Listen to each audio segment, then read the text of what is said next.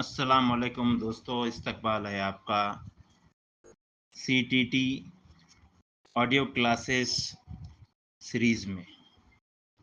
Education tube YouTube channel पर video series के बाद हम लेकर आए हैं ऑडियो सीरीज़, जिसमें आपको उर्दू मज़मून, इसमें उर्दू ज़बान की तदरीस, उर्दू ज़बान से मुताल्लिक़ मालूमात फ़राहम की जाएगी और इम्तिहान की तैयारी के लिए मवाद पेश किया जाएगा। तो आइए आज की पहली क्लास का आगाज़ करते हैं। आप हमें रिप्लाईज़ में ज़रूर बताएं कि ये तरीका आपको अच्छा लगा या नहीं, और मज़ीद इस पर आगे सीरीज़ जारी रखना है या नहीं।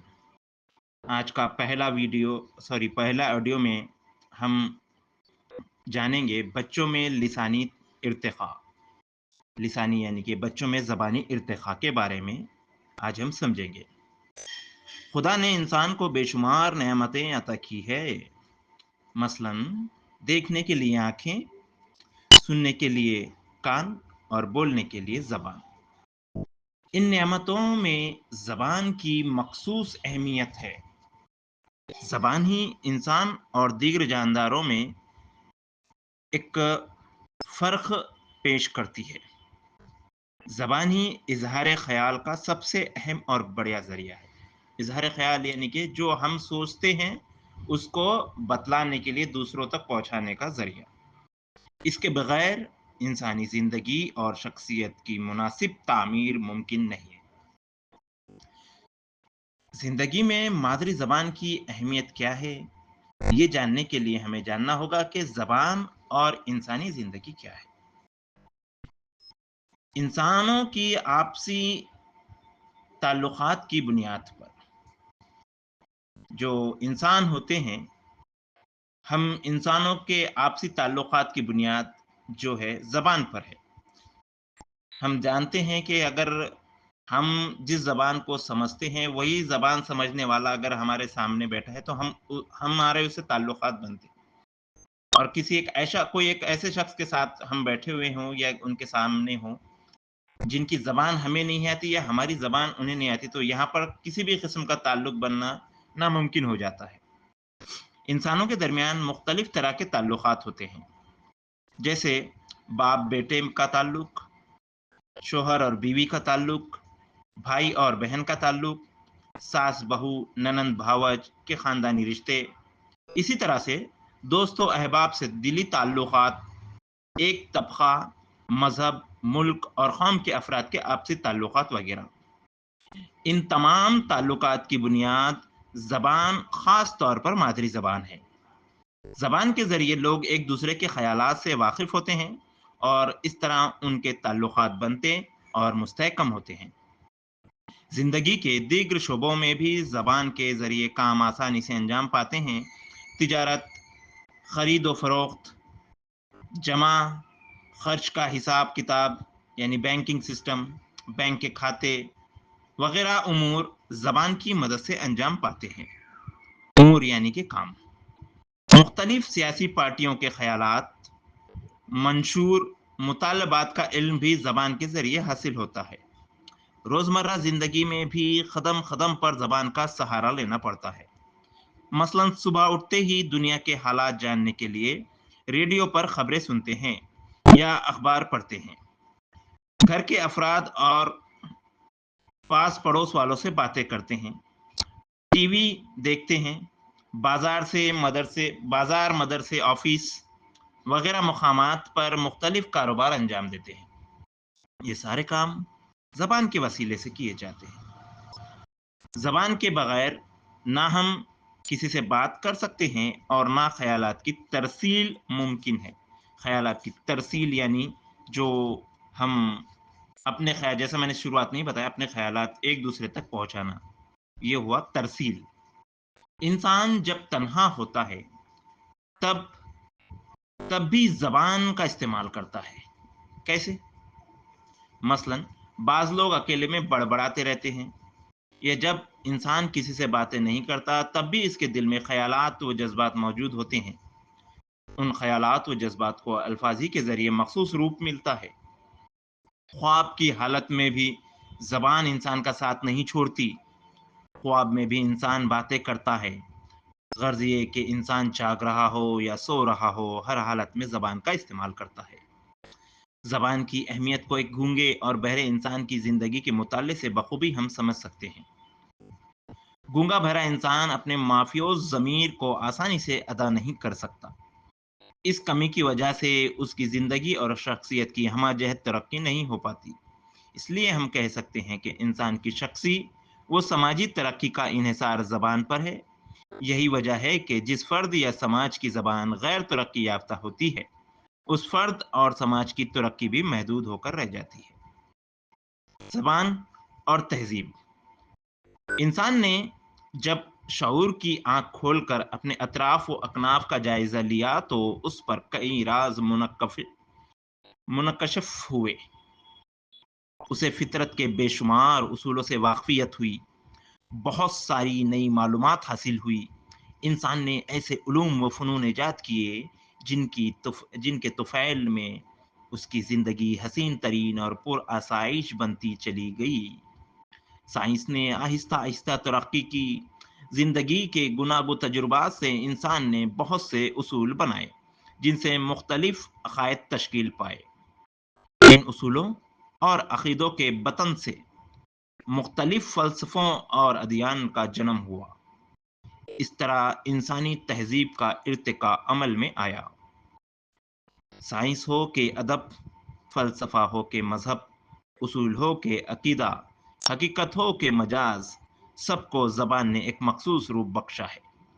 اس لیے کہا جا سکتا ہے کہ تہذیب کی ترقی زبان کے ذریعے ہوتی ہے۔ تہذیب در حقیقت نام ہے انسان کی باطنی زندگی کے ارتقاء کا۔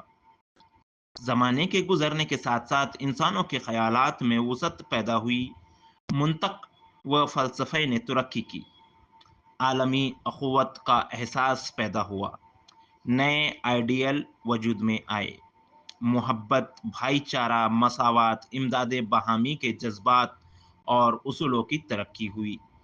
ان تمام تہذیبی ترقیوں کی بنیاد زبان کے بغیر نہ تو تہذیب کوئی شکل اختیار کرتی ہے اور نہ ہی اس کی ترقی ممکن ہوتی ہے۔ زبان اور انفرادی زندگی۔ انسانی زبان اچانک وجود میں نہیں آئی ہے۔ ابتدا میں انسان بھی دیگر جانداروں کی مانند اپنے منہ سے مخصوص آوازیں نکال کر چہرے کے تاثرات، آنکھوں کی گردش اور دیگر جسمانی حرکات کے ذریعے اپنے دلی تاثرات کا اظہار کیا کرتا تھا۔ آہستہ آہستہ کچھ کہنے کی خواہش میں شدت پیدا ہوئی، جس کے نتیجے میں آخرکار صدیوں میں زبان کی تشکیل عمل میں آئی۔ ہر انسان اپنی مرضی، خواہش اور پسند و ناپسند سے دوسروں کو آگاہ کرنا چاہتا ہے، اپنا دکھ سکھ دوسروں سے بیان کرنا چاہتا ہے، اپنے احساسات اور خیالات کو دوسروں تک پہنچانا چاہتا ہے۔ ان ساری خواہشات کی تکمیل زبان ہی کے ذریعے ممکن ہے۔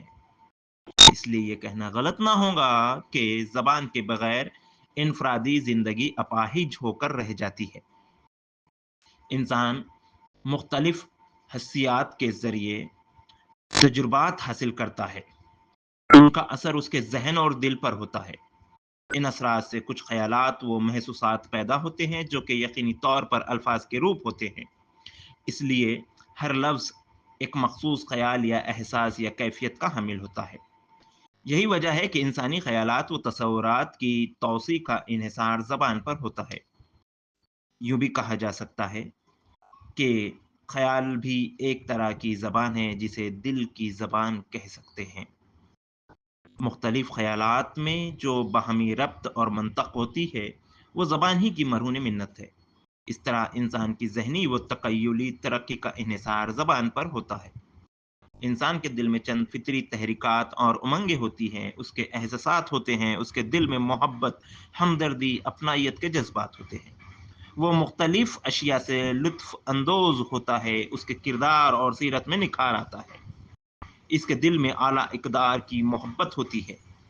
انسان کے ان تمام خیالات، محسوسات اور جذبات کو زبان ایک پیکر عطا کرتی ہے۔ زبان کے ذریعے انسان کی قوت فہم، علم حاصل کرنے کی صلاحیت اور تخیل کے پرواز میں اضافہ ہوتا ہے۔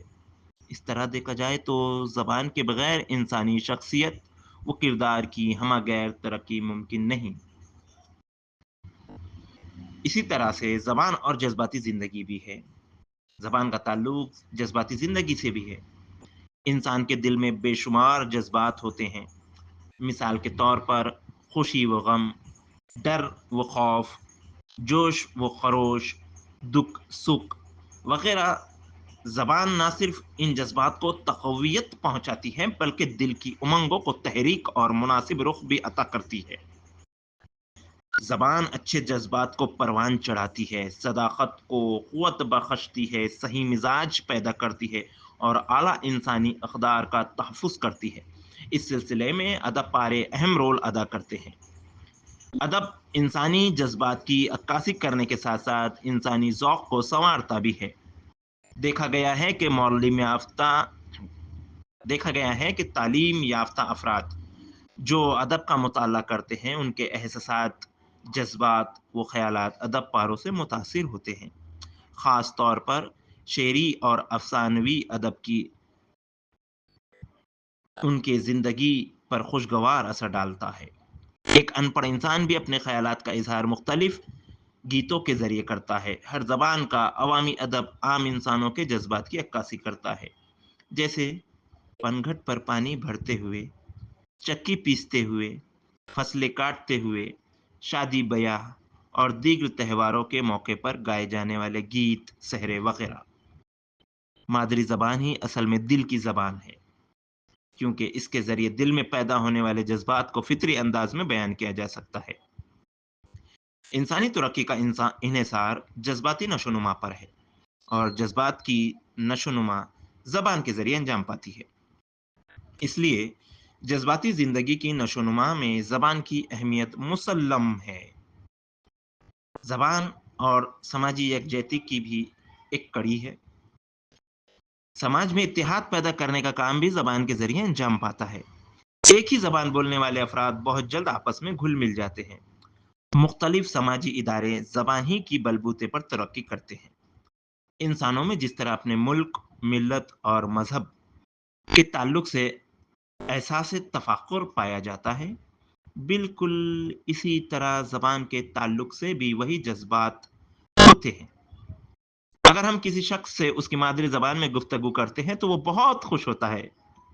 یہی وجہ ہے کہ ہندوستان کو زبان ہی کی بنیاد پر مختلف ریاستوں میں تقسیم کیا گیا ہے تاکہ انتظام مملکت میں آسانی ہو۔ چونکہ بھارت میں مختلف زبانیں بولی جاتی ہے، اسی لیے سماجی یکجہتی کے لیے ایک مشترکہ زبان کا ہونا ضروری ہے۔ یہ کام قومی زبان کے ذریعے انجام پاتا ہے، اس لیے تعلیم میں قومی زبان یعنی ہندی کو بھی مناسب مقام دینا ضروری ہوتا ہے۔ زبان جذباتی ہم آہنگی اور تہذیبی اتحاد کا ایک ذریعہ ہے۔ سماجی اتحاد کے لیے ایک دوسرے کے خیالات سے واقفیت، ایک دوسرے کی رائے اور شخصیت کا احترام اور دوسروں کے لیے جذبہ ہمدردی کا ہونا انتہائی ضروری ہے۔ ان کے علاوہ مشترکہ مقاصد، آئیڈیل معیار اور رسم و رواج میں ہم آہنگی کے ذریعے بھی سماج کا اتحاد پیدا کیا جا سکتا ہے، اور یہ سارے امور زبان کے ذریعے انجام پاتے ہیں۔ اس لیے سماجی یکجہتی کی بقا کا انحصار زبان پر ہوتا ہے۔ تو آج کے لیے اتنا کافی ہے۔ آپ کو کیسی لگی آج کی ہماری آڈیو کلاس، یہ آپ ضرور بتلائیں۔ ملتے ہیں اگلی کلاس میں، تب تک کے لیے اللہ حافظ۔